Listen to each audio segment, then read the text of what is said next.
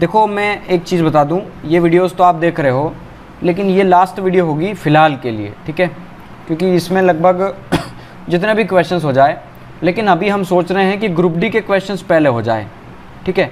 अब कुछ लोग, काफ़ी लोग कमेंट कर रहे हैं कि सर जो चल रहा है अच्छा चल रहा है, सब कुछ मैंने कमेंट्स आपकी कल पढ़ी है, ठीक है, लेकिन मेरा ये कहना है कि देखिए अगर हम ग्रुप डी की तैयारी करेंगे ना आप एनटीपीसी वाले, तो ग्रुप डी का तो थोड़ा जो लेवल है ना वो बहुत अच्छा है, और जब ज़्यादा लेवल का पढ़ते हैं ना तो बेसिक लेवल अपने आप बनने लग जाता है हमसे, ठीक है। तो ज़्यादा क्वेश्चंस नहीं है, ग्रुप डी के सिर्फ 562 क्वेश्चंस है, मैंने कैलकुलेट किए हैं। तो इतने क्वेश्चंस मुश्किल से 10 से 12 वीडियोज़ में हम ख़त्म कर देंगे, डोंट वरी। तो 10 से 12 वीडियोज़ आपको ग्रुप डी की देखना ही देखना है, क्योंकि इसका फ़ायदा किसको मिलेगा, सबसे ज़्यादा एनटीपीसी वालों को मिलेगा इसका फ़ायदा। ग्रुप डी वाले तो देखेंगे ही देखेंगे, लेकिन एनटीपीसी को वालों को सबसे ज़्यादा फ़ायदा मिलेगा। क्यों? क्योंकि वो ज़्यादा लेवल का क्वेश्चंस देखेंगे, तो डेफिनेटली ग्रुप डी का तो एनटीपीसी में उनको बहुत हेल्प होगी, 100% हेल्प होगी। तो ये वीडियोस लास्ट होगी हमारी, ठीक है। इसके बाद सीधा हम ग्रुप डी पे मूव करेंगे, और ग्रुप डी खत्म होने के बाद जो क्वेश्चंस बचे हैं एनटीपीसी के वो करेंगे, और उसके बाद लास्ट में हम एएलपी ले लेंगे, ठीक है। आपकी एग्ज़ाम्स अभी डिक्लेयर ही नहीं हो रही है, डेट कितनी है, ठीक है, तब तक हमें काफ़ी समय है, हम आराम से कर सकते हैं, डोंट वरी। अगर एग्ज़ाम आने लग जाएगी तो हम थोड़ा स्पीड बढ़ा लेंगे, ज़्यादा क्वेश्चंस लेने लग जाएंगे, लेकिन हाँ इसको कंप्लीट करना है, हमने कहा है और हम करके रहेंगे, डोंट वरी, ठीक है। आगे पीछे जैसे भी करना है, लेकिन आप फोकस कीजिए, थोड़ा अच्छा लेवल पढ़े हम, ठीक है।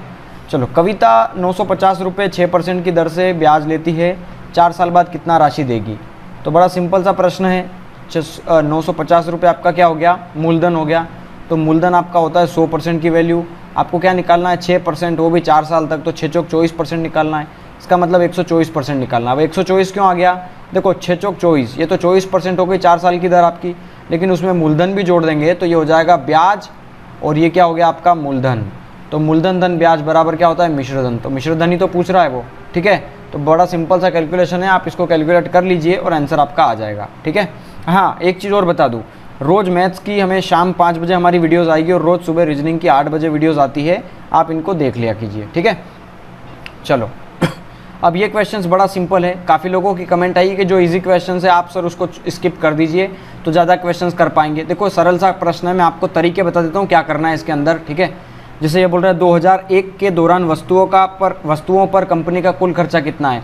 तो 2001 में कितना खर्चा है टोटल, तो कुल खर्च कितना है। हाँ तो देखो कुल खर्च नहीं, एक्चुअली कुल खर्चा तो गलत है ये। हाँ चलो कल देखो कुल खर्चा कितना है, 336, 133, 3.68, 36.4 और 88, इन सबको जोड़ लो तो 2001 का टोटल खर्चा आ जाएगा। बड़ा सिंपल सा प्रश्न है।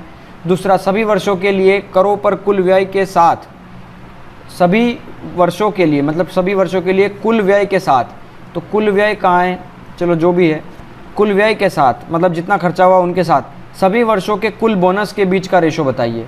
तो देखो हमारा जो कुल कर है और कुल बोनस है उन दोनों का रेशो पूछा है, तो सभी बोनस का आप जोड़ दीजिए और सभी कर को आप जोड़ दीजिए और इन दोनों के बीच में क्या लगा दीजिए, अनुपात। तो इसको सोल्व करेंगे तो काट पीट करके जो आंसर आएगा वो ऑप्शन में हो जाएगा आपका, ठीक है।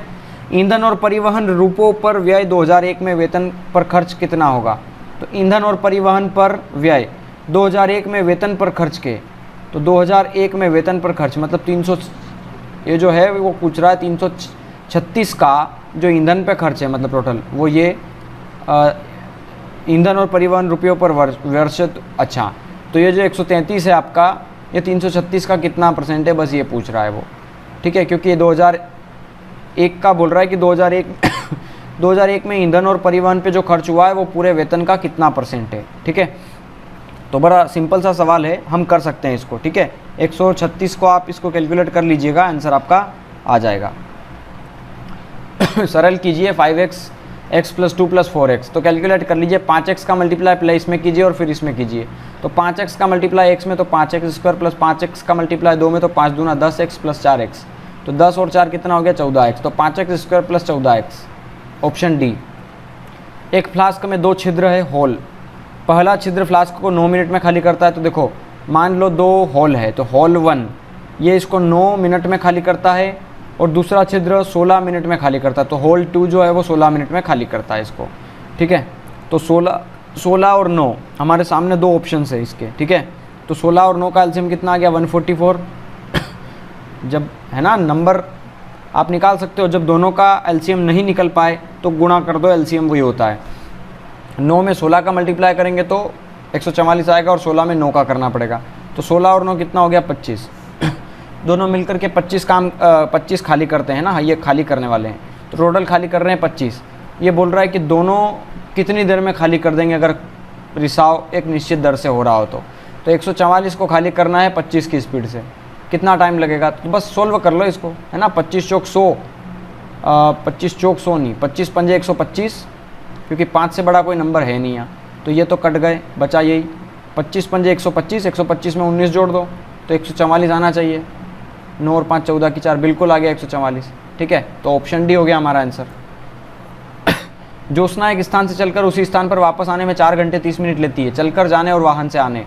पिछली वीडियो का शायद फर्स्ट क्वेश्चन ही मैंने इस तरीके से कराया है, तो वो आप देख लेना, है ना। एक ही तरीके का सवाल है यार, बस HCF बताओ। अब HCF आपको निकालना आता है, ठीक है। बड़ी वैल्यू में छोटी वैल्यू से भाग दे दीजिए, तो 2259 कर सकते हो, इसको आप भाग दे दीजिए। तो एक बार जाएगा, कितना बचेगा 1757, कितना बचा 2, ये 0 17 और 5 22, 502। अब इस 502 से इसको डिवाइड करना है, मतलब 502 से 1757 को डिवाइड करना है। 502 ऑप्शन में नहीं है, इसका मतलब जो नंबर आएगा अगला वो होगा हमारा आंसर। तो 502 से काटो तो 5 तिया 15, 3 बार लगभग जाएगा। तो 3 दूना कितना हो गया 6, है ना। और फिर 3 का मल्टीप्लाई 0 में तो 0, 3 पंजे 15, है ना। 4 से करोगे तो ज़्यादा हो जाएगा। तो 7 में से गया 6 तो 1 बचा, और 175 में से 150 गया तो 25 बचा, मतलब 251 बचा। और 251 ऑप्शन में है, इसका मतलब 100% यही आंसर होगा। ठीक है, क्यों? देखो घटाने से आंसर नहीं होगा। अब इस 250 को हमें इस 502 में डिवाइड करना पड़ेगा, तो 502 को ये पक्का काट देगा किसी न किसी नंबर से। ठीक है, इसीलिए मैंने, देखो 2 बार में चला जाएगा ना पूरा 502, तो ये पूरा कट गया। और कटा किससे? 251 से कटा, इसलिए हमारा HCF आएगा 251। डरने की ज़रूरत नहीं है अगर कई बार हम फैक्टर नहीं निकाल पाते हैं, जैसे 2 3 5 7 6 9 8 और 2 8 1 9 3 4 5 6, अगर इन दोनों का HCF पूछे तो डरने की ज़रूरत नहीं है। बड़ी वैल्यू को छोटी वैल्यू से हमें इस प्रकार भाग देना है, और जिस नंबर से जहाँ पर जा कर के कट जाए वही HCF होगा। ठीक है, एक बस 15% की हानि पर इतने रुपए में बेचता है, उसे 15% लाभ के लिए बस को कितने में बेचना पड़ेगा? तो 22,200 हो गया आपका 15 हानि की, मतलब 85 की वैल्यू, तो 15 लाभ, मतलब 115 की वैल्यू निकाल लो। कैलकुलेशन है, कर लेना। 10 है इतना है, 10 भी इतना है। देखो एक जैसे सवाल है यार, पूरा रिपीट कर दिया उन्होंने, हर सवाल में बस एक चीज़ कॉमन दे दी। पहले एक सवाल ऐसा आएगा, फिर एक सवाल ऐसा आएगा, बस नंबर चेंज कर रहा है हर बार वो। ठीक है, यहाँ A है, यहाँ B है, तो 2 अलग अलग बनेंगे हमारे। ठीक है, तो देखो ये अलग बना लिया ट्राइंगल हमने, और ये अलग बना लिया हमने। अब कर लो सोल्व इसको। ठीक है, जैसे कि हाँ, cos A + B, यहाँ फार्मूला लगेगा। ठीक है, मैं फार्मूला बता देता हूँ आपको। cos A + B का होता है cos A cos B minus sin A sin B, cos A cos B minus sin A sin B। ये फार्मूले जो है 11th और 12th की बुक्स में है ना। ये यहाँ पे हम 10th तक नहीं पढ़ते इन फार्मूलोज़ को। ठीक है, तो ये आपको पता होना चाहिए। अब जो भी वैल्यूज़ आएगी उसमें cos A भी निकालोगे आप, cos B भी निकालोगे। ठीक है, 10 पता है, 10 से हम cos निकाल सकते हैं। ठीक है, 8 15 17, तो 17 तो ये होगा। और 10 क्या होता है? लंब बटे साइन कोस 10, LA बटे KKA, लंब बटे आधार। तो ये लंब हो गया हमारा, ये तो 17 ही रहेगा। ये लंब कितना हो गया, ये आधार कितना हो गया 8। एज इट इज़ ये देखिए, 7 24 25, तो 25 तो यहाँ आएगा, 7 और 24 बचा, तो ये लंब हो गया और ये आधार हो गया। अब हमें चाहिए क्या? कोस A, तो कोस कितना होता है? साइन कोस, तो LA बटे KKA, तो आधार बटा कर्ण। तो आधार बटा कर्ण कितना होता है पहले ट्राइंगल के लिए? A वाले, देखो यहाँ पे A गिवन है ना, तो A वाला मतलब ये वाला है और ये B वाला है। तो A में क्या होता है? आधार बटा कर्ण। आधार कितना है हमारा 5 बटे कर्ण कितना है 17 गुना कोस B। तो कोस B मतलब ये वाला ट्राइंगल देखना है। कोस B भी क्या होगा? आधार बटा कर्ण। आधार कितना है हमारा 24 बटे कर्ण कितना है हमारा 25, है ना, माइनस। ऐसे साइन है, साइन भी निकाल लो, कैलकुलेशन कर लेना, इजी सवाल है। आरोही क्रम में बताइए। आरोही क्रम बड़ा सिंपल है ना। आरोही क्रम आप निकाल सकते हो। देखो जब भी डिफरेंस सेम हो, जैसे 2 और 3 का डिफरेंस सेम, 5 और 6 का डिफरेंस 1, 3 और 4 का डिफरेंस 1, 3 और 4 1, 2 और 3 सब दूर डिफरेंस 1 1 का है, तो अंतर सेम होना तो सबसे बड़ा नंबर बड़ा होता है और सबसे छोटा नंबर छोटा होता है, और बीच वाला होगा। तो बस आरोही क्रम मतलब बढ़ते क्रम में लिखना है। तो देखो 2 से बड़ा 5 और 5 से छोटा 3, ये क्रम सही नहीं है। 2 से बड़ा 3, 3 से बड़ा 5, हाँ ये आरोही क्रम तो बिल्कुल सही है ना। ये भी गलत है क्योंकि 3 से छोटा हो गया 2 और 5 से छोटा 3 हो गया, है ना, ये भी सही नहीं है। देखो आरोही क्रम का मतलब ये है बढ़ता हुआ। और इसमें एक चीज़ ध्यान रखना, कई बार नंबर इतने बड़े दे देगा 121/222, 121/122, 134/135, है ना, इन दोनों में। या एक और नंबर दे देगा 167/168, तो इनमें आरोही क्रम बताइए।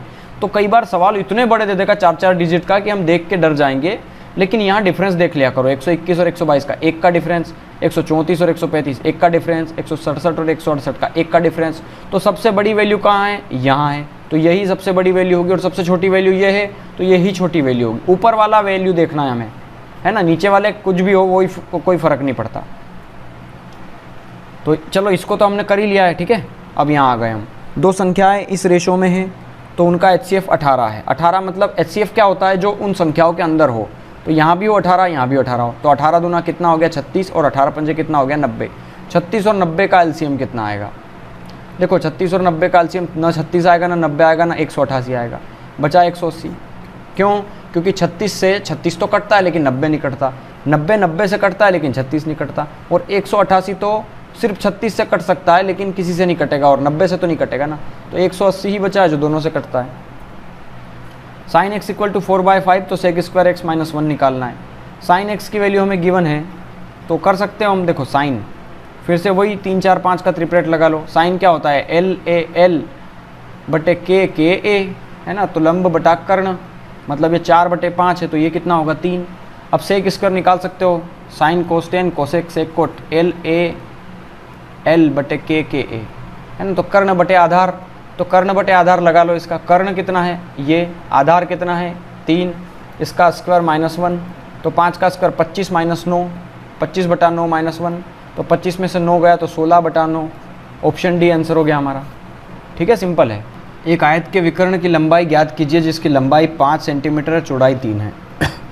एक आयत है जिसकी लंबाई कितनी है 5 है और चौड़ाई कितनी है 3 है, तो उसके विकर्ण की लंबाई बताओ। तो विकर्ण क्या होता है? इसका स्क्वायर प्लस इसका स्क्वायर रूट ऑफ इसका। देखो कर्ण का वर्ग बराबर, ये जो डायगोनल है आपका ये कर्ण है, तो कर्ण का वर्ग बराबर होता है लंब का वर्ग प्लस आधार का वर्ग। लंब कितना है यहाँ 3, तो 3 का वर्ग 9 प्लस आधार कितना है 5, 5 का स्क्वायर 25, ठीक है। तो 25 और 9 कितना हो गया 34, है ना। तो स्क्वायर हटा दो इधर तो स्क्वायर रूट लग जाएगा, तो रूट में 34। आंसर का ऑप्शन ए हो गया। एक व्यापारी के रूप में रक्षांत वर्मा से दुगना सक्षम है। तो देखो रक्षांत और वर्मा, है ना, इसे कई तरीके से कर सकते हैं इसको हम सीधा। रक्षांत वर्मा से डबल सक्षम है, तो वर्मा से डबल हो गया ये। अब ये दोनों मिलकर के कोई कार्य कितना करते हैं? पहले तो 3 कार्य करते हैं और दोनों मिलकर के 19 दिनों में ये कार्य खत्म कर सकते हैं। तो 19 क्या कितना हो गया 57, ये हमारा टोटल वर्क आ गया।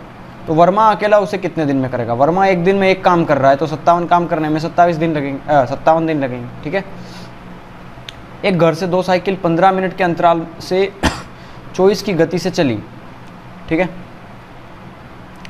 तो 15 मिनट के अंतराल में 24 की स्पीड से चली और घर की विपरीत दिशा में जा रही एक महिला को और अधिक कितनी चाल से चलना पड़े ताकि वो 10 मिनट के अंतराल पे साइकिल पे मिल जाए? देखो 24 की स्पीड से एक साइकिल चली और 15 मिनट के अंतराल पे चली, ठीक है। तो 15 मिनट और 10 मिनट के अंतराल पे मिल जाए, तो देखो 15 मिनट से चली और वो जो महिला सेकंड वाली है ना, उसकी स्पीड हमें कितना बढ़ाना पड़ेगी, ठीक है। तो मान लो उसने अपनी स्पीड x बढ़ा दी, ठीक है। पहले कितनी थी 24 थी, चलो इसको ऐसे समझो, ये 24 की स्पीड से जा रहा है, 15 मिनट के अंतराल में दूसरी साइकिल निकली, 2 साइकिलें निकली मतलब 15 मिनट के अंतराल में। तो पहला वाला 24 की स्पीड से चला उसमें, ठीक है। तो दोनों के बीच में 15 मिनट का अंतराल था। एक विपरीत दिशा से आ रही है महिला को कितनी अधिक चाल से चलना पड़ेगा ताकि 10 मिनट के अंतराल पर साइकिल मिल जाए उसको? तो उसको 10 मिनट में ही मिलना है 15 मिनट के अंतराल वाली साइकिलों से। तो 15 और 10 डिफरेंस कितने का आ गया? 5 का आ गया आपका, मतलब 5 मिनट का आ गया। और मिनट को घंटे में बदलने के लिए मैंने 60 से डिवाइड कर दिया, ठीक है। और इस महिला को दूसरी तरफ क्या है, कितना अधिक चाल से चलना पड़ेगा तो कि वो 10 मिनट में उसको मिल जाए, ठीक है। तो मान लो महिला की स्पीड x है, ठीक है, जो कि 10 मिनट में उससे मिल जाएगी। लेकिन 10 मिनट में है, इसको घंटे में बदलने के लिए मैं 10 से डिवाइड कर सकता हूँ। 60 से 60 काट दो, 5 से काट दो 10 को 2 बार, और 2 से काट दो 24 को 12 बार। तो 12 किलोमीटर प्रति घंटा की चाल से उसको चलना पड़ेगा, मतलब इतना अधिक चाल से चलना पड़ेगा उससे, ठीक है। x - 3 = 3x + 7, तो ये x चला जाएगा इधर, ये इधर आ गया, ठीक है। तो कितना हो गया ये 2x = -3 और -7, माइनस का 10 बचा, तो x की वैल्यू कितनी आ गया -5। Option B. एक दुकानदार फल खरीदने और बेचने में कम तोल का उपयोग करके 11% का धोखा देता है, कुल लाभ कितना है उसका? तो 11 + 11 + 11 × 11/100 सक्सेसिव लगा दो, ठीक है। तो 11 और 11 22 + 11 × 11 121 आ गया ये। अरे 11 में 11 का स्क्वायर करोगे तो 121, और 100 का भाग दोगे तो 1.21, तो ये हो गया 23.21। इन आंकड़ों का प्रसरण ये है, तो इन आंकड़ों का प्रसरण क्या होगा? देखो सिंपल सवाल है, मैं हालांकि मैं बता चुका हूँ, एक वीडियोज़ इस पर कंप्लीट दे दूंगा, तो मैं इस सवाल का स्क्रीनशॉट ले रहा हूँ यहाँ पे, ठीक है। मैं कंप्लीट, डोंट वरी, जितने क्वेश्चंस मैंने छोड़े हैं ना प्रसरण से संबंधित सारे कराऊंगा, लेकिन एक चीज़ समझने के बाद, क्योंकि मैं यहाँ बता दूंगा एक, ठीक है। मैंने अगर एक फार्मूला बताया आपके अंदर इसमें कि ये है आपका प्रसरण, ठीक है। तो प्रसरण जो है वो प्रसरण गुणांक प्रसरण रूट में होता है, तो आप समझ नहीं पाओगे कैसे हो रहा है, क्या आ रहा है, ठीक है। तो चीज़ें समझ में आएगी तभी जब मैं कंसेप्ट थोड़ा बताऊंगा। क्यों? क्योंकि इसका कंसेप्ट आपने कभी नहीं पढ़ा होगा, है ना, 11th-12th के अलावा किसी टीचर ने भी नहीं पढ़ाया होगा। क्यों? क्योंकि आप पहली बार एनटीपीसी की तैयारी कर रहे होंगे, उनको तो पता भी नहीं होगा। हाँ, दूसरी बार तीसरी बार जो होंगे उनको पता भी होगा। तो ये जो टॉपिक है ये बाकी किसी एग्जाम्स में नहीं आता, एनटीपीसी और रेलवे को छोड़ करके, ठीक है। तो ये नया टॉपिक है, तो मैं इसको कंप्लीट बताऊंगा, एक कंप्लीट वीडियो बनाऊंगा 1 घंटे की, है ना, उसमें सारी चीज़ें मैं कवर करूंगा। 7,500 रुपये 5% की चक्रवृद्धि ब्याज की दर से 2 वर्ष का चक्रवृद्धि ब्याज कितना होगा? 2 साल का निकालना है तो 2:1 निकाल लो। 7500 का 5% कितना हो गया? देखो 10% है 750, ठीक है। तो 5% कितना होगा? 375, है ना। अरे 750 का था 375। अब इस 375 का भी 5% निकालो, 10% है 37.5, तो आधा कितना हो गया?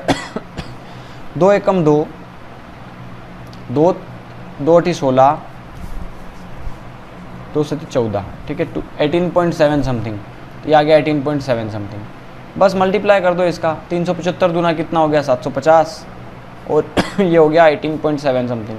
तो 18.7, तो ये 8 6 7.7, तो ये 7,500 में जोड़ दो इतना, तो 7,000 और 500 जोड़ दो इसमें, तो 7,500, तो 5 7 12, और ये 8 8 2 6 8.7, 8 2 6 8.7, 8 2 6 8 2 6 8, हाँ ठीक है, ऑप्शन बी। 368 रुपये इस रेशो में बांटना है, तो कर लो। 9 और 1 10 और 5 15, 15 और 5 20 और 3 23, तो 23 टोटल हो गया हमारा 368 की वैल्यू, ठीक है। 1 की वैल्यू निकाल लो, फिर 5 की वैल्यू निकाल लो, फिर 8 की वैल्यू निकाल लो, फिर 9 की वैल्यू निकाल लो। इसको 23 से काट दो, है ना, सारी वैल्यूज़ आती जाएगी। ये सारी वैल्यूज़ गिवन है, तो इसमें वैल्यूज़ रखना है। देखो पिछली वीडियो जो करी ना उसकी कॉपी कर दी है, बस तरीके चेंज कर दिए इसने, है ना, नंबर चेंज कर दिए, बस सवाल वही पूछ रहा है घिसे पिटे। तो ओमेगा नहीं, W का स्क्वायर करोगे तो -2 का स्क्वायर कितना हो जाएगा? 4, और इंटू रूट के अंदर देखो -2 का स्क्वायर करोगे तो क्या बचेगा? 4, और Z square plus Y square, Z कितना है? -1/2 का स्क्वायर, तो 1/4 बचा ये, और y का स्क्वायर करोगे तो 0, तो 1/4 मतलब क्या हुआ? 1/2 बाहर आ जाएगा, तो 4 × 1/2, तो 2 से 4 कटेगा 2 बार। इसका आंसर कितना आ गया हमारा? 2। माध्य बताइए। इन सबको जोड़ लो, इतने ही नंबर का भाग दे देना। एक वस्तु को 2% तथा 18% के लाभ में बेचने पर विक्रय मूल्य में 3 रुपये का अंतर आता है, तो विक्रय मूल्यों का अनुपात बताइए। तो देखो अनुपात ही पूछा है, तो इस लाइन की हमें कोई ज़रूरत नहीं है।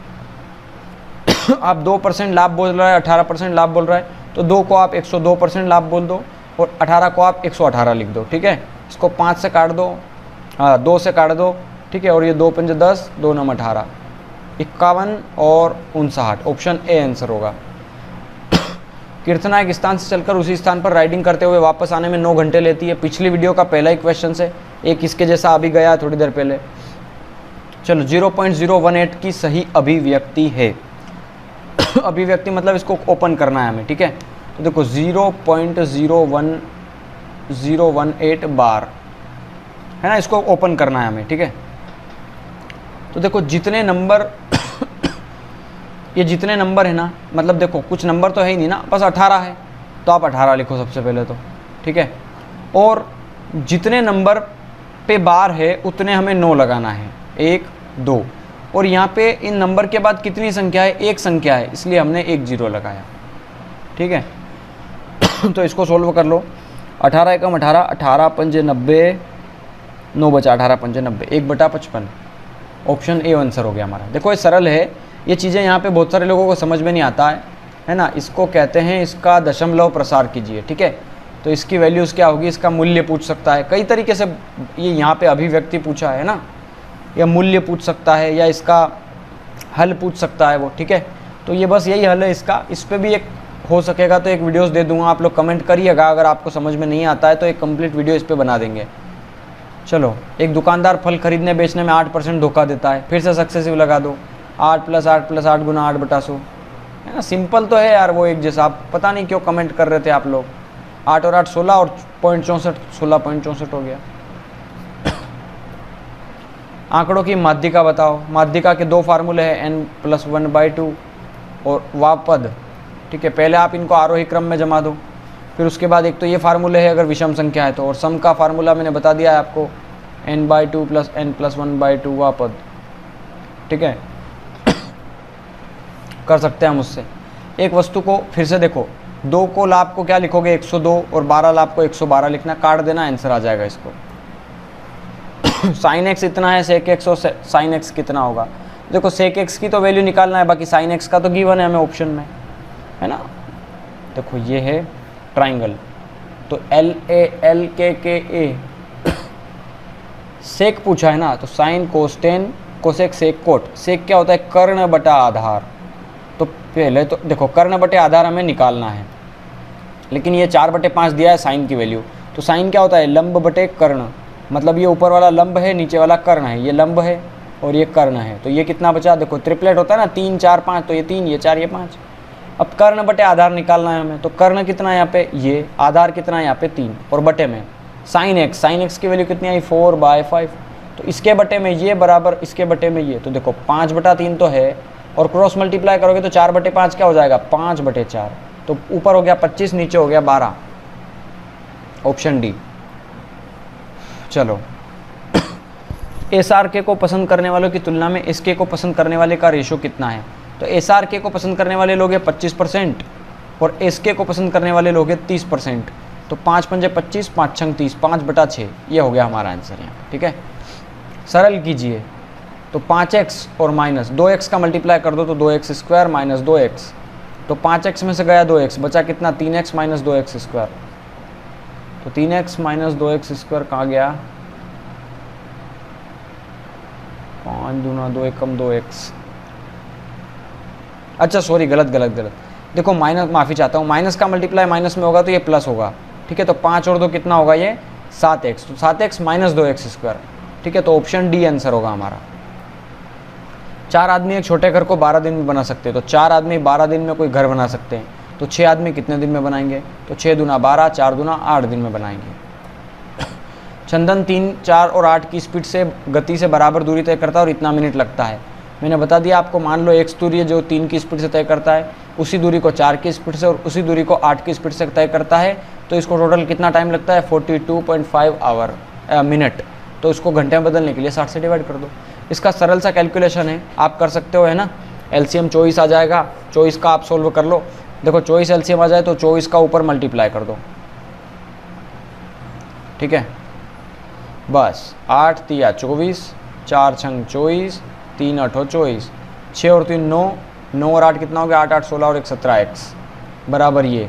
तो कैलकुलेशन ये 0 है तो ये हटा दिया, ठीक है। अब आप इसको आराम से सोल्व कर लेना, 17x बराबर ये गिवन है ना। कैलकुलेशन आएगा, और मुझे पक्का विश्वास है कि x की वैल्यू 1 ही आएगी इसको सोल्व करने पर, और x की वैल्यू जब 1 आ जाएगी तो आंसर हमारा 3 होगा।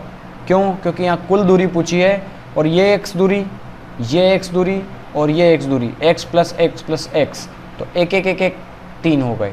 ठीक है, 650 रुपये 5-6% की दर से ये 4 साल में। देखो ये इसी वीडियो का पहला क्वेश्चन था, इसी वीडियो का जिसको मैं करा रहा हूँ। ठीक है, तो मैंने अब बता दिया आपको। चलो ये फिर से सवाल एक आ गया। देखो अब ये पैटर्न चेंज कर दिया यहाँ पे।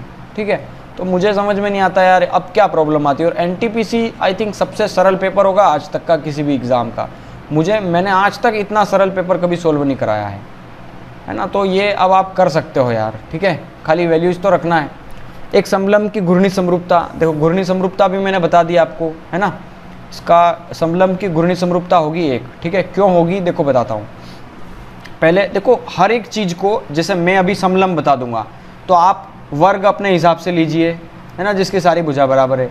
आप आयत अपने हिसाब से लीजिए जिसकी आमने सामने की भुजा बराबर है। आप त्रिभुज अपने हिसाब से लीजिए, है ना। अब ये आप तीनों चारों सोल्व करना, मैं आपको बता दूंगा। ठीक है, और भी आप ले सकते हो, पैरेललोग्राम ले सकते हो, है ना। मैं अभी फिलहाल बता रहा हूँ समलम्ब की घूर्णी समरूपता। कुछ लोग कह रहे थे इस पे वीडियो बनाओ, देखो इस पे वीडियो नहीं बताता हूँ मैं आज यही समझा देता हूँ आपको ये सब चीज़ें। ठीक है, देखो समलम्ब बनता है ऐसे। ठीक है, ये समलम्ब चतुर्भुज बन गया आपका। इसकी हमें क्या बनाना है, घूर्णी समरूपता। इसको कहते हैं रोटेशनल सिमेट्री। ठीक है, रोटेशनल सिमेट्री का मतलब ये होता है कि ये इसको इतना घुमाओ कि वापस घूम करके ये ऐसा, जैसा अभी दिख रहा है हमको ऐसा बन जाए ये। ठीक है, तो मान लो मैं यहाँ पे कोई पॉइंट दे देता हूँ मैं, जैसे x पॉइंट है ये, है ना। तो मैंने इसको घुमाया, कितना डिग्री घुमाया, पहले ये 0 डिग्री पे है, मैंने इसको घुमाया 90 डिग्री पे, है ना। तो 90 डिग्री पे घुमाऊंगा तो ये P पॉइंट को यहाँ आ जाएगा और ये वाला पॉइंट यहाँ आ जाएगा और ये वाला पॉइंट यहाँ आ जाएगा। ठीक है, मतलब 90 घुमाना है इसको मुझे, तो मैं 90 घुमाऊंगा तो ये कैसा दिखेगा, बिल्कुल सही है। ये वाला पॉइंट कहाँ आ गया आपका, देखो ये डायग्राम ऐसा था, तो ये वाला पॉइंट कहाँ आ गया आपका, यहाँ आ गया। समझ में आ रहा है। ये 90 डिग्री घुमाया सिर्फ अभी, है ना। अब मैं इसको घुमाता हूँ और 180 डिग्री, तो 180 डिग्री घुमाऊंगा तो फिर ये कैसा हो जाएगा, बिल्कुल ऐसा हो गया अब ये, है ना, टब जैसा हो गया ये। और ये वाला पॉइंट कहाँ आ गया आपका, यहाँ आ गया। ठीक है, तो ये 90 डिग्री घुमाया, ये मैंने 180 डिग्री घुमाया। और जब मैं इसको वापस सही घुमाऊंगा 270 डिग्री, तो फिर ये कैसा हो जाएगा, देखो 270 डिग्री पे ऐसा होगा ये, है ना। तो ये वाला पॉइंट कहाँ आ जाएगा, यहाँ हो जाएगा। तो ये 270 डिग्री हो गया। और 270 से वापस मैं इसको घुमाऊंगा तो 360 डिग्री, और 360 डिग्री में जो पहला था ऐसा ही बन जाएगा। ठीक है, तो मेरे को एक चीज़ समझ में आई यहाँ पे, और आप लोगों को भी समझ में आने चाहिए कि जो ये फिगर था हमारा, मतलब जो ये चित्र था, इसको मैंने 90 डिग्री पे घुमाया तो ये अलग प्रकार का बना। देखो मैंने 90 डिग्री घुमाया इसको, यहाँ से इसको, तो ये अलग प्रकार से बन गया। क्या ये पहले वाले जैसा है, इसके जैसा है क्या ये वाला डायग्राम? आप कहोगे नहीं है, तो ये इसकी घूर्णी समरूपता नहीं है। फिर मैंने, ये तो बन चुका था उसका, फिर मैंने इसको घुमाने की कोशिश की, इसको मैंने घुमाया और ये बनाया, तो क्या ये इसके जैसा दिख रहा था? तो आप कहोगे ये भी नहीं दिख रहा है। ठीक है, तो ये भी क्या हो गया, ये भी कैंसिल हो गया आपका। ठीक है, फिर मैंने इसको घुमाने की कोशिश की 90 डिग्री, तो फिर ये ऐसा बना।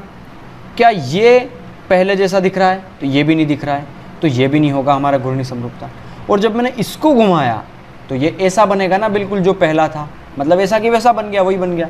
इसका मतलब हाँ, जब मैंने 270 डिग्री से 90 डिग्री घुमाया तो ये समलम्ब बन गया वापस, जो कि हमने पहले से स्टार्ट किया था। मतलब कुल मिला करके एक ही बार बना हमारा, जो पहले जैसा था वैसा की वैसा। समझ में आया होगा? ठीक है, तो इसकी घूर्णी समरूपता कितनी हो गई, 1, है ना। अब मैं छोटी सी चीज़ में एक और बता देता हूँ आपको, एक और एग्जाम्पल्स के साथ। जैसे हमने वर्ग लिया, है ना, ये आयत, त्रिभुज, चतुर्भुज, सब कुछ अब आप कर लेना, है ना। मैं एक चीज़ कंसेप्ट बता रहा हूँ आपको। जैसे मान लो ये वर्ग था हमारा, यहाँ पे कोई P पॉइंट, ये मान लिया मैंने, कोई P पॉइंट मान लो, X पॉइंट मान लो, है ना, P पॉइंट मान लो, चलो। इसको मैंने 90 डिग्री घुमाया, कितना, 90 डिग्री, तो ये कुछ ऐसा बना, मतलब ये वाला हिस्सा उसका उठ के यहाँ आ गया, ये वाला हिस्सा उसका उठ के यहाँ आ गया, और ये वाला हिस्सा उसके यहाँ आ गया, और ये वाला हिस्सा वहाँ पहुँच गया। मतलब ये P पॉइंट अब कहाँ आ गया, यहाँ आ गया आपका, ठीक है। फिर मैंने इसको 90 डिग्री घुमाया, मतलब 90 तो घुमा दिया, अब कितना घुमाएंगे 180 डिग्री। तो 180 डिग्री में क्या होगा, ये डायग्राम ऐसा बन गया। अब ये वाला पॉइंट कहाँ आ गया आपका, यहाँ आ गया ठीक है। अब मैंने फिर से इसको 270 डिग्री घुमाया, ठीक है। तो 270 डिग्री में क्या हुआ, फिर से या देखो वर्ग की सारी भुजा बराबर है ना, तो फिर ये वाला पॉइंट कहाँ आ जाएगा, अब यहाँ आ जाएगा, ठीक है। और फिर मैं इसको 360 डिग्री घुमाऊंगा तो वापस पहले जैसा बन गया, ये समझ में आ गया। क्योंकि ये वाला जो पॉइंट है अभी, ये जो P है हमारा, ये P पॉइंट कहाँ आ जाएगा, यहाँ पे आ जाएगा, ठीक है। मतलब पहले जैसा बन गया। इसका मतलब ये है कि इसको मैंने 90 डिग्री घुमाया तो भी पहले जैसा दिखा, इसको मैंने फिर 180 डिग्री घुमाया तो भी वो पहले जैसा ही दिखा, और इसको मैंने 270 डिग्री घुमा दिया तो भी वो पहले जैसा दिखा, और इसको मैंने 360 घुमा दिया तो भी वो पहले जैसा दिखा। इसका मतलब 4 ऐसे केसेस बने हमारे इस पूरी प्रक्रिया में। पहला तो ये वाला, दूसरा देखो मैं थोड़ा रफ कर दूं, समझ में आ जाएगा। पहला केस हमने जब 90 डिग्री घुमाया तो यहाँ पे बना, दूसरा केस हमने जब 180 डिग्री घुमाया तो यहाँ पे बना, तीसरा केस हमने जब 270 डिग्री घुमाया तो यहाँ पे बना, और चौथा केस जब हमने 270 से 360 घुमा दिया तो 360 पे यहाँ पे बना। मतलब 1 2 3 4 बार वो एक जैसा दिखा, समझ में आया। तो वर्ग की घूर्णी समरूपता हो गई हमारी 4, समझ में आया होगा। अब आयत आप करिए, त्रिभुज आप करिए, और बिल्कुल बेसिक है। अब आप देखो, किसी टीचर से ये अपेक्षा मत कीजिए कि वो सारे ही करा दे, क्योंकि वो सारे करा देगा तो आप कुछ नहीं सीख पाओगे। आप इसको कोशिश करिए, आप गलत करो कोई बात नहीं, फिर पूछिएगा हमसे, फिर हम बता देंगे, लेकिन आप कोशिश ही नहीं करो तो कभी सिलेक्शन नहीं होगा, है ना। देखने से कभी सिलेक्शन नहीं होता। एक चीज़ बता देता हूँ मैं आपको, वीडियोस देखने से सिलेक्शन नहीं होगा। आप मेरी देख लो या यूट्यूब की किसी भी टीचर्स की देख लो, देखने से सिलेक्शन नहीं होगा। उन सवालों को आप खुद जब तक ट्राई नहीं करेंगे तब तक नहीं होगा, ठीक है। अब त्रिभुज, ये मत सोचने लग जाना कि सर ये तो त्रिभुज 3 कोने का था, आपने तो ऐसे फिगर बताए जो इजी थे। अब इसमें इजी और टफ क्या होता है मेरे को बताओ, घुमाना ही तो है उसको, है ना। इतना भी नहीं आए ना तो फिर आपके लिए पोगो चैनल चल रहा है कार्टून नेटवर्क पे, आप बिल्कुल देख सकते हैं। 221 रुपये को इतने रेशो में बांटना है, कर सकते हैं हम, अभी हमने किया। इसका HCF 13 है, LCM बताओ, 13 चौके 52 हो। देखो HCF मतलब वो जो संख्याओं के अंदर होता है, तो 13 चौके 52 और 13 पंजे 65, 52 और 65 का हमें LCM बताना है। देखो 52 का LCM ये भी नहीं होगा, ये भी नहीं होगा। इसको मैं क्या लिख सकता हूँ, 13 चौके 52, और इसको लिख सकता हूँ 13 पंजे 65, ठीक है। दोनों के अंदर 13 है तो 13 एक बार ले लो गुना। अब यहाँ 5 है, यहाँ 4 है, तो 5 चौके 20 ले लो, तो 13 दूना 26, ये कितना आ गया 260। तो ये हमारा LCM हो गया, सिंपल। दो संख्याओं का गुणनफल इतना है, LCM इतना है, तो HCF बताओ। तो इस नंबर से इसको भाग दे दो तो HCF आ जाएगा। माध्य बताओ, मतलब औसत निकालना है, निकाल सकते हो। दी गई संख्या में आरोही क्रम बताओ, आरोही क्रम भी वही है, वही तरीका है ना। आप 1/3 का मतलब होता है 33.33%, 1/5 का मतलब होता है 20%, और 2/5 का मतलब होता है 40%। आरोही क्रम क्या होता है, बढ़ता हुआ क्रम। तो ये इससे बड़ा, ये इससे 1/5 सबसे छोटा, फिर उससे बड़ा 1/3, फिर 1/3 से बड़ा 2/5, 20 से बड़ा 33.34, और इससे बड़ा ये। तो 1 5 1 3 2 5 1 3 1 5 1 3 2 5, मतलब ऑप्शन सी। एक बहुभुज का प्रत्येक कोण 40 है, उसकी भुजा कितनी है, 360/n, 4 9 36, 9 भुज। 15% की हानि हुई, इतने में बेचा। 15% लाभ के लिए 115 की वैल्यू निकाल लेना। इस डेटा का प्रसरण ये है, तो डेटा का मानक विचलन क्या होगा, जो भी वैल्यू आ जाए ना उसको रूट के अंदर मोड में लिखना है, हमेशा ध्यान रखना है। ये है मोड हमारा, है ना। मोड के अंदर रूट में 121 लिख दो। अगर मान लो ये माइनस का भी होता तो ये देखो, वैसे माइनस का 121 का रूट होता ही नहीं है कभी सोल्व, ठीक है। तो 121 की वैल्यू आ गई 11, और वो मोड में है तो आंसर मोड में आएगा। मान लो इसको सोल्व करने के बाद कभी आंसर जैसे यहाँ माइनस में होता तो ये आंसर फिर होता माइनस का, और मोड का मतलब ये होता है कि माइनस को भी जो प्लस कर दे, ठीक है। तो आंसर हमेशा प्लस में आएगा, कभी भी ऐसा मत सोल्व करना। तो या फिर ऐसे समझो आप कि 121 किसका वर्ग है, ऑप्शन में देख लेना। यहाँ जो भी वैल्यूज़ आएगी ना, जो 121 लिखा हुआ है, यहाँ पे 324 देगा, या 81 दे सकता है, या 169 दे सकता है या 196 देगा, ऐसे नंबर देगा जो किसी ना किसी का स्क्वायर है। ध्यान रख लेना एनटीपीसी वालों। 15% हानि पे इतने में बेचता है, 15% लाभ पे कितने में बेचेगा। आयत की लंबाई इतनी है, चौड़ाई इतनी है, तो विकर्ण की लंबाई, सरल सा है प्रश्न, ठीक है। विकर्ण क्या होगा, कर्ण का वर्ग बराबर लंब का वर्ग प्लस आधार का वर्ग। लंब मतलब 9 का स्क्वायर 81, 5 का स्क्वायर 25, 5 और 1 हो गया 6, 8 और हो गया 10, स्क्वायर में रूट में 106। ऑप्शन ए आंसर हो गया हमारा, ठीक है ना। देखो ये तो सरल सा प्रश्न था, हम इसको तो कर ही सकते हैं, है ना।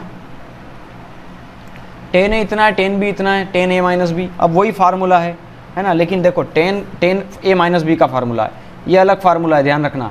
टेन ए माइनस बी का फार्मूला ये होता है tan A minus tan B upon 1 minus tan A tan B, है ना। ये फार्मूला अलग है इसका, थोड़ा इस चीज़ का ध्यान रखना है बस। बाकी वैल्यूज़ निकालना मैंने बता चुका हूँ मैं इसकी वैल्यूज़ हमें बताना है। -5 इधर भेज दो तो ये हो जाएगा प्लस का 5, तो -6 और प्लस 5 मतलब कितना बचा, -1। तो 1000x बराबर -1, तो x बराबर कितना आ गया, -1 बटे में 1000, तो ऑप्शन बी आंसर हो गया। मनोज अनुराग से दुगना सक्षम मछुआरा है, वे दोनों मिलकर 22 दिन में करते तो अनुराग कितने दिन में करेगा। अभी जस्ट एक सवाल कराया, वो कुछ हितांश मितांश कुछ करके था, है ना, कर लेना। 4500 रुपये 4% की दर से 2 साल का चक्रवृद्धि ब्याज क्या होगा, जबकि ब्याज वार्षिक चक्रवृद्धि ब्याज है ना, वार्षिक पूछा, अर्धवार्षिक नहीं है। कर सकते हैं हम इसको भी। 10 प्राकृतिक संख्याओं का माध्य मतलब औसत बताइए। प्रथम 10, तो पहली संख्या 1, दूसरी 2, तीसरी 3, चौथी अगली ये 5, 6, 7, 8, 9 और 10, इनका औसत पूछा है। तो देखो डिफरेंस सब में सेम है ना, 1 1 1 1। जब डिफरेंस सेम हो तो 4 नंबर इधर हटा दो, 4 नंबर इधर हटा दो, बचा कितना 6 और 5, तो इन दोनों को जोड़ करके आधा कर दो, 5 और 6 11, 11 का आधा 5.5 आंसर, ठीक है। और अगर ऐसे समझ में नहीं आया हो तो कोई बात नहीं, दूसरा तरीका, इन सबको जोड़ लो, कितनी संख्या है 10, और 10 से भाग दे दो। 1 से 10 तक का योग वैसे 55 होता है, मुझे पता है, और 55 को 10 से भाग दोगे तो भी कितना आएगा 5.5। ये दूसरा तरीका। अगर ये भी नहीं समझ में आए तो सबसे शानदार तरीका बताता हूँ इसका करने का, कोई रटने की चीज़ नहीं है। जब भी डिफरेंस सेम हो ना तो हमेशा पहले नंबर को लास्ट नंबर से जोड़ दो। 10 और 1 कितना हो गया 11, 11 का आधा कर दो, सिंपल। 3 तरीके इसलिए बताए कि एक गोल हो जाए, 2 डब्बा गोल हो जाए, तीसरे से तो कर ही दो आप, ठीक है। ये टाइम सेविंग मेथड्स थे। माध्यिका बताओ, माध्यिका निकाल सकते हैं आप, आपको 2 फार्मूले बताए हैं। HCF बताओ, जो इनको पूरा पूरा काट दे। ऑप्शन से ही देख लो ना, 18 से 45 नहीं कटता, 3 से सब कटते हैं, लेकिन 3 का बड़ा मल्टीपल 9 भी तो है। 9 तिया 27, 9 दूना 18, 9 पंजे 45, 9 नम 81। देखो 9 से ही कट जाते हैं सारे नंबर। 6 से भी कटते होंगे, अलग वो अलग मैटर। देखो 6 से 45 नहीं कटता, तो ये आंसर नहीं होगा। बचे 3 और 9, लेकिन 3 से भी बड़ा 9 है जो इन सबको काट रहा है, तो 9 आंसर हो गया। एक डेटा के सेट का प्रसरण 81 है, तो डाटा का विचलन कितना होगा 9। सिंपल, मैंने बताया था ना, ये 81 किसका स्क्वायर है, 9 का। ये फिर से आप कर सकते हो साइन ए प्लस बी का फार्मूला, आरोही क्रम आप लगा सकते हो, है ना। ये बड़ा वैल्यूज़ है, बस ज़्यादा डरने की ज़रूरत नहीं है। यहाँ पे देखो डिफरेंस अलग अलग है, 11 और 16 का 5 का अंतर है, 19 और 1 20 4 24, यहाँ 5 का अंतर है, और यहाँ 3 का अंतर है। समस्या बस ये है, सब दूर अगर सेम डिफरेंस होता तो बड़ा वाला बड़ा होता, लेकिन यहाँ पे डिफरेंस 5 और यहाँ पे कितना आ गया 3 का डिफरेंस है। फिर हमें सोल्व करना ही पड़ेगा, 500/8 को सोल्व करना है ना। 5/8 को 500 मान लो, बटे 8 कर लो। 19/24 है तो 1900/24 समझो उसको, और 11/16 है तो उसको 1100/16 समझो, और सोल्व करो। फिर आप सेट कर लो इनको, है ना, सिंपली है। 8% 18% लाभ पे बेचा, तो 8 को क्या लिखना 108, 18 को लिखना 118, सोल्व कर लेना। 25% का धोखा देता है बेचने और खरीदने में, तो 25 + 25 + 25 गुना 25/100, ये हो जाएगा हमारा आंसर इसका, है ना। 25 पंजे 25 625 होगा, हाँ, तो 50 और 5 50 और 6 56 25, ठीक है, ये आंसर हो जाएगा। a + b + ab/100 सक्सेसिव लगा दो। एक बहुभुज के बाह्य कोणों का योग कितना होता है। देखो एक चीज़ ध्यान रखना, 360 डिग्री। एक बहुभुज के बाह्य कोणों का योग 360 डिग्री होता है।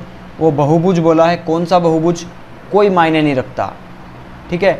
एक बहुभुज के बाह्य कोणों का योग, अगर एक त्रिभुज है तो ये उसका बाह्य कोण हो गया एक, ये इसकी एक एक्सटर्नल एंगल की साइड ये वाली हो गई, ठीक है, और ये इसकी एक्सटर्नल, आप इधर बढ़ा दो इधर बढ़ा दो कहीं भी बढ़ा दो कोई फ़र्क नहीं पड़ता। ये वाला एंगल हो गया इसका, ठीक है। अगर ऐसे बढ़ाना हो तो ये वाला एंगल हो गया।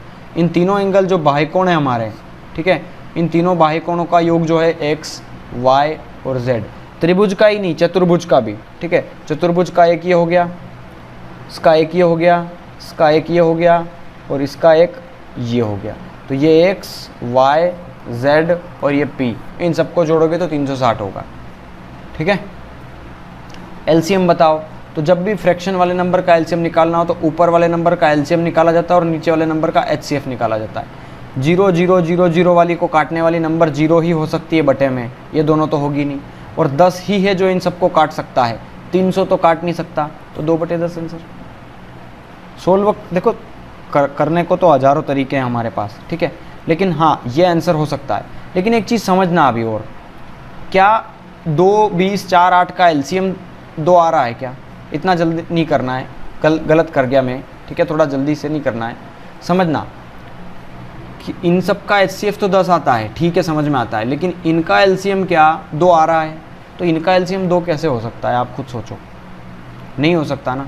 देखो ऑप्शन में 40 दिया हुआ है, तो 40 हो सकता है बिल्कुल, क्योंकि 40 2 को भी काटता है, 20 से भी कटता है, 4 से भी कटता है, 8 से भी कटता है, तो एलसीएम तो 40 ही आएगा। और नीचे एचसीएफ आएगा 10, तो 40 को 10 से काट सकते हैं ना, तो भी 4 आएगा, है ना। तो 4 आंसर है इसका, 2/10 नहीं है, ठीक है, सॉरी। इसको सरल करो तो 3 का मल्टीप्लाई कर दो 3x, -3 का मल्टीप्लाई करो 6, -x और माइनस प्लस का 2, तो 6 में से गया 2 तो माइनस का 4, 3x में से गया x तो बचा कितना 2x, तो 2x - 4, ऑप्शन डी। k बराबर -3 है तो इसकी वैल्यू बताओ, तो -3 का क्यूब तो कितना हो गया -27। अरे कोई भी माइनस का नंबर है और उसका क्यूब करोगे तो नंबर हमेशा माइनस का ही आएगा, है ना। मतलब ये जो है वो विषम संख्या है ना, इसका मतलब ये है कि -a का मल्टीप्लाई -a में फिर -a का मल्टीप्लाई, तो माइनस और माइनस ये तो प्लस हो जाएंगे, मतलब ये हो गया a²। लेकिन जब a² में इस -a का मल्टीप्लाई करोगे तो माइनस का a³ फिर से बन जाएगा, तो ये -27 आ जाएगा, ठीक है। तो ये k³ की वैल्यू हो गया -27 और प्लस 3k, मतलब 3 तिया 9, ये हो गया माइनस का, प्लस माइनस माइनस, और 27 और 9 कितना हो गया -36। 20 की स्पीड से चल रहा है, 10 मिनट के अंतराल पे चलती है, विपरीत दिशा में एक महिला आ रही है, 6 मिनट में अंतराल में कितनी दूर मिलेगी? देखो 20 की स्पीड से 10 और 6 कितने का डिफरेंस आ गया? 4 मिनट का, 60 से मल्टीप्लाई कर दो बराबर। वो औरत चल रही है कितनी स्पीड से? x की स्पीड से, और उसको कितना टाइम लग रहा है? 6 मिनट, तो 6/60, तो ये इससे कट गया। बस इसको सोल्व कर लो। अब देखो 2 से काट दो, 2 दूना 4, 2 तिया 6, 20 दूना 40, 40/3, 40/3 ये रहा, है ना। वर्ग के विकर्ण की लंबाई इतनी है, तो वर्ग की भुजा कितनी होगी? ये 26 है, तो भुजा कितनी होगी? वर्ग का विकर्ण कितना होता है? a√2 बराबर है 26, तो a की वैल्यू कितनी हो गई? 26/√2, और हर का परिमेयकरण करोगे तो √2/√2, तो ये 2 और 2 कितना हो गया? मतलब √2 × √2 कितना हो गया? सिर्फ 2, और 2 से इसको काटोगे तो 13, तो 13√2 आंसर आएगा, ऑप्शन है। 2 मिनट 30 सेकंड मतलब 2.5 मिनट का इंटरनेट बिल 18 रुपये है, तो 2.5 मिनट का 18 बिल है 18 रुपये, तो 3 मिनट और 20 सेकंड कितना होता है?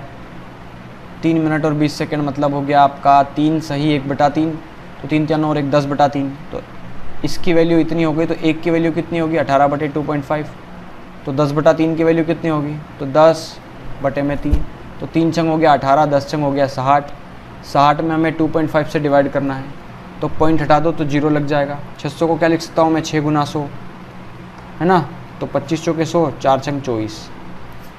राजधानी ट्रेन दिल्ली शहर से शुरू होती है, ट्रेन में महिलाओं की संख्या पुरुषों की संख्या से आधी है। देखो महिला और पुरुष 2 चीज़ें यहाँ पे, है ना, मतलब 2 ह्यूमन बीइंग है, तो 2 प्रकार के मानव हैं यहाँ पे, एक महिला एक पुरुष है। तो चलो महिला और पुरुष है ना, महिला को m मान लेता हूँ, पुरुष को p मान लेता हूँ, महिला और पुरुष है। और ये बोल रहा है कि ट्रेन में महिलाओं की संख्या पुरुषों की आधी है, तो पुरुषों की आधी है, तो पुरुषों को मान लेता हूँ मैं 2 और महिलाओं को मान लेता हूँ मैं 1, ठीक है। अब फरीदाबाद शहर में 10 पुरुष ट्रेन से उतर जाते हैं और 5 महिलाएं ट्रेन में प्रवेश करती है। तो अब पुरुषों और महिलाओं की संख्या बराबर है। शुरुआत में कितने यात्रियों ने ट्रेन में प्रवेश किया था? देखो इसको सरल सा बहुत ही बेसिक सवाल है यार। देखो इसको एक काम करो, x मान लो, 2x मान लो, इसका आधा है ना, महिला आधी है x से। तो पुरुष क्या हुए कि फरीदाबाद शहर जैसे आया दिल्ली से चली तो 10 पुरुष ट्रेन से उतर गए। पुरुष कितने थे? 2x थे, उसमें से 10 उतर गए, ठीक है। और महिलाएं कितनी थी? x। तो महिलाएं कितनी चढ़ गई? 5 महिलाएं ट्रेन में प्रवेश कर गई, तो 5 और महिलाएं आ गई। और अब इन दोनों की संख्या जो है वो बराबर है। सिंपल तो है। तो ये x इधर ले आओ, तो 2x में से गया x, तो x, और -10 उधर गया तो 15। तो x की वैल्यू कितनी आ गई? 15। तो ये बोल रहा है शुरू में कितने व्यक्ति थे? तो शुरू में देखो 2x पुरुष और 1x महिला, मतलब 3x टोटल थे। तो 3 गुना x की वैल्यू कितनी आई? 15। तो 15 दिया कितना हो गया? 45। उल्लास के काम करने की क्षमता तेजस से डबल है ना? दोनों मिलकर के कर सकते हो आप ये सवाल। 29 को बाइनरी में बदलिए। देखिए बहुत अच्छा सवाल है। एक सवाल मैंने पिछली वीडियोज़ में शायद करवाया भी है, लेकिन ये फिर से एक सवाल आया है और मुझे लगता नहीं है कि आप लोग समझ पाए होंगे ढंग से, क्योंकि एक बार में कोई चीज़ शायद कम समझ में आती है, दूसरी बार फिर से समझते हैं तो अच्छे से समझ में आती है। मैंने क्या बताया था? बाइनरी, बाई मतलब होता है 2, ठीक है। तो 2, देखो बाइनरी शब्द कंप्यूटर से लिया गया है। बाइनरी शब्द मतलब जैसे कंप्यूटर 0 और 1 की भाषा समझता है, और 0 और 1 को क्या कहते हैं? बाइनरी नंबर, ठीक है, बाइनरी डिजिट। तो बस बाइनरी मतलब जो 0 और 1 की फॉर्म में कैसे लिखेंगे 29 को, जैसे 100110 ऐसे लिखा है ना। तो 29 को हम 2 से डिवाइड करते हैं, ठीक है, क्योंकि बाइनरी अंक 2 होते हैं सिर्फ, है ना, 0 और 1, इसीलिए 2 से इसको सोल्व करो। तो देखो यहाँ पे मैं शेषफल लिख रहा हूँ, है ना, यहाँ ध्यान रखना, ये जो रिमाइंडर बचेगा वो। तो 2 एकम 2 और 2 चौके 8, लेकिन 1 बच गया, तो वो 1 मैंने यहाँ लिख दिया, ठीक है। फिर मैं 2 से लूँगा, तो 2 सती 2 7 जा 14, ठीक है, तो कुछ नहीं बचा, 0। फिर मैं 2 से लूँगा, इसको 1 तक सोल्व करना है ना, तो 2 3 जा 6, 1 बच गया। फिर 2 से लो इसको, तो 2 1 जा 2, ठीक है, तो 1 बच गया, ठीक है। फिर बस अब ये आंसर हो गया हमारा, ठीक है। तो हाँ, हमें बाइनरी डिजिट को हमें हमेशा ऊपर से नीचे नहीं देखना है, हमें शेषफल का काम है ना, जितने शेषफल आएगा ना वही हमारा आंसर होगा। तो शेषफल को हमेशा नीचे से पढ़ते हैं। यहाँ पे कुछ नहीं है तो क्या है? देखो ये 1 से पढ़ते हैं, इस 1 से पढ़ेंगे, ध्यान रखना, 1 1 1 0 1। देखो मैंने ऊपर नीचे से ऊपर की तरफ गया, तो पहले ये 1, फिर ये वाला 1, तो फिर ये 1, फिर ये वाला 1, तो फिर ये 1, फिर ये वाला 0, तो ये 0, और फिर ये सबसे ऊपर वाला 1, तो 1। तो 1 1 1 0 1 1 1 1 0 1 1 1 1 1 1 1 0, ये नहीं होगा, 1 1 1 0 1, हाँ, ऑप्शन सी। देखो ये हो गया हमारा आंसर इसका, है ना। अब बाइनरी अंक अब कभी नहीं भूलोगे आप ज़िंदगी में, ठीक है, और हमेशा 2 से ही डिवाइड करना है, ये चीज़ ध्यान रखना है आपको, ठीक है। अब आगे बात करते हैं। देखो